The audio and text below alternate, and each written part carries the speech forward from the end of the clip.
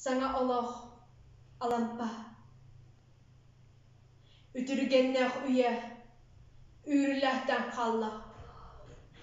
Ergeydeh Allah, üngüriyen kelle. Battabıllah üye, batıllahtan barda. Baha hırbat Allah, batahtan kelle.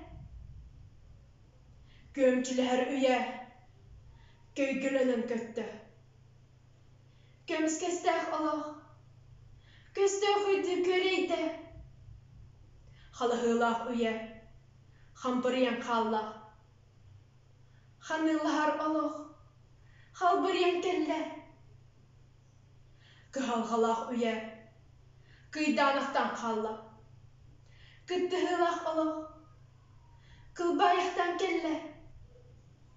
Samnarılah üye, sabıllahtan kalla. Sayağıstay Allah, sandarıktan kelle. Adağıstahar üye, amaydanan asta. Algıstarda haftanomiye, arıllahtan dağısta.